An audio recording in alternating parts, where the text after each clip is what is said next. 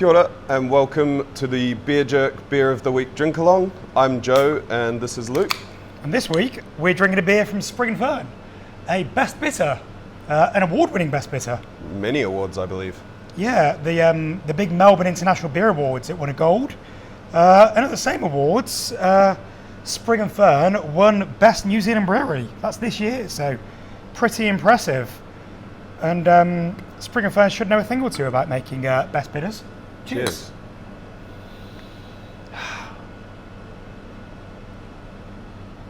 So you may have heard of Sprig and Fern. They're a pretty unique brewery in New Zealand, and it's headed up by Tracy Banner, who is the godmother of beer in our country.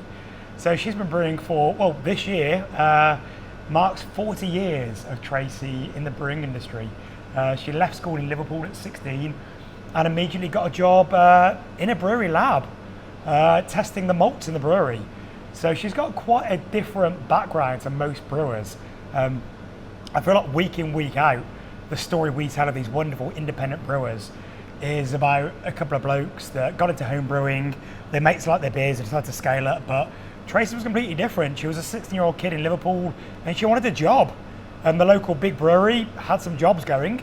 She obviously didn't have much of an interest in beer at the time, but over the last 40 years, she absolutely does have. So she's one of the most important figures in New Zealand brewing. She's a fantastic beer judge. She gets invited to international judging competitions and is an all-round legend. She was the head brewer at Spates. She was the head brewer at Max. She brewed a beer called Brugelé, which was the first wet-hopped, fresh-hop beer.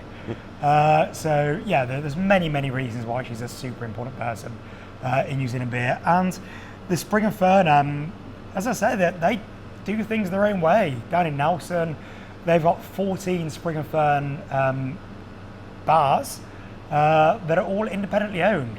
So they're all sort of on I suppose it would be a bit of a franchise model really. So they're all owned by different owners. I think Sprig and Fern own maybe a few of them.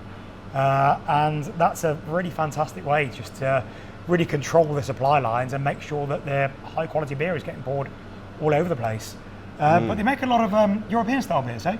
Yeah, they do. Yeah, I was just going to say I wish this beer could be all poured all over my place. we need to cut that. No, I wasn't paying attention. I wasn't paying attention. Sorry. We'll have a word with you so you can install a tap in your... Yeah, I was just smelling this and it's the kind of beer I just want to drink all the time. I just love how sort of integrated that toffee and biscuit character is with the nice bitterness, a bit more bitter than your average sort of, pale, mild beer. Yeah. That like hedgerow kind of earthy character from the hops as well. Spot on, yeah. Lovely.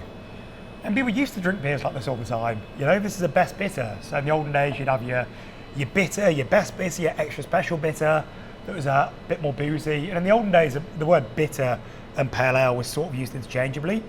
So this is, if you sort of look at the timelines of history of the real hoppy beers that everyone loves these days, it was beers like this that Americans discovered when they went to England in the 1970s and went on to start breweries like Samuel Adams, like breweries like Sierra Nevada, really.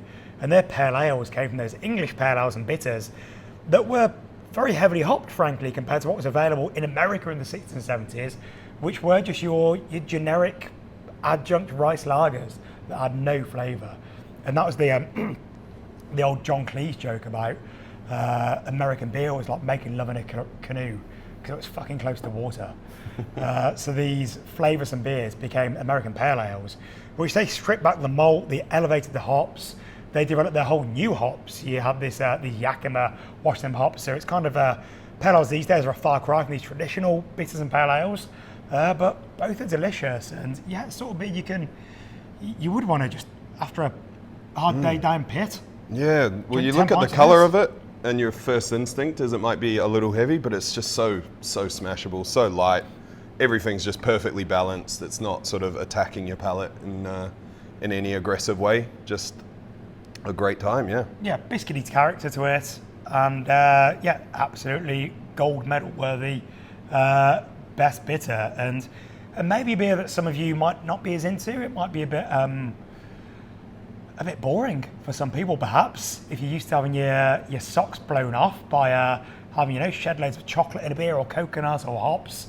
But yeah, a beer like this, it's masterfully put together, really beautiful. It's the sort of stuff I really, really enjoy drinking. And pretty nice label design with the Union flag. I'm not sure how popular that will be with New Zealand drinkers. It's the Union flag has been a bit sort of maligned recently, no thanks to racists and football hooligans. But yeah, I think it's a pretty cool design and a great beer. So hope you enjoy it as much as we have. Cheers, Joe. Cheers. Cheers to you. Good work at Sprig and Fern.